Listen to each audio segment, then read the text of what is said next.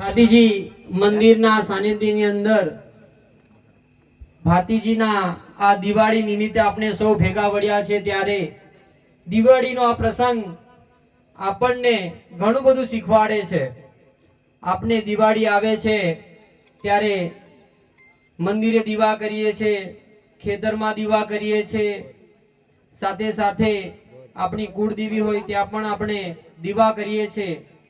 દીવો કરવાથી અજવાળું ફેલાય છે એ આપણે સૌ જાણીએ છીએ। તેવી રીતના આપણા જીવનમાં પણ એવું શીખવાડે છે કે દીવા જેવું અજવાળું કરવા માટે આપણે આપણી અંદર રહેલી શક્તિને જાગૃત કરવી પડશે। જો એ શક્તિ જાગૃત થશે તો આપણે આપણા જીવનની અંદર ખૂબ મોટું અજવાળું કરી શકીએ છીએ। સાથે સાથે આ દિવાળીનો પર્વ એ પણ શીખવાડે છે કે જે લોકો પૈસે ટકા સારા છે, જેમની પાસે સારી એવી સગવડ છે, સુખી છે, એ લોકોએ આપણા સમાજના બાળકોને શિક્ષણની અંદર મદદ કરવાની જરૂર છે।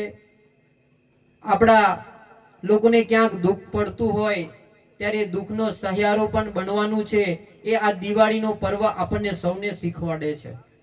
આજે તમને સૌને મેં એવું કહેવા માંગુ છું કે તમે સૌ આ નવા વર્ષના દિવસે એવી પ્રતિજ્ઞા લો કે આપણે સુખી દુઃખની અંદર આપણું આ ગામ એકબીજા સાથે હાથથી હાથ મિલાઈને ચાલે। મેં ઘણી બધી જગ્યા પર જોયું છે અને અનુભવ કર્યા છે કે મોટો ભાઈ આગળ જતો હોય છે ત્યારે એનો દુશ્મન નાનો ભાઈ જ બને છે।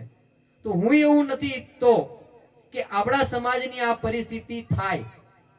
આપણે સૌએ આપણા સમાજની સાચી દિશા તરફ લઈ જવા માટે અહીંયા આગળ ઘણી મોટી સંખ્યામાં યુવાનો છે, તો યુવાનોને એવું કહેવા માંગુ છું કે આપણે મોંઘા ફોન અને મોંઘામીની ગાડીઓની અંદર ખર્ચા કરવા કરતા આપણો કોઈ નાનો ભાઈ કે આપણો કાકાનો દીકરો જો ભણતો હોય, ત્યાં એને ક્યાંક તકલીફ પડતી હોય, ત્યાં મદદ કરવાની જરૂર છે।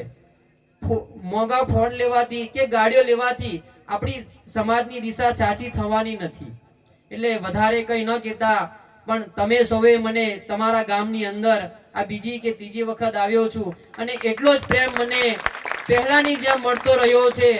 આવા દિવસોની અંદર અમને પણ એવું થાય છે કે આ જોજ ગામ અમારું પરિવાર છે અને તમે જ્યારે પણ અમને યાદ કરશો ત્યારે તમારા ગામ માટે અમે સુખ અને દુઃખમાં બંનેની અંદર અમે સાથ આપવા માટે તૈયાર છે।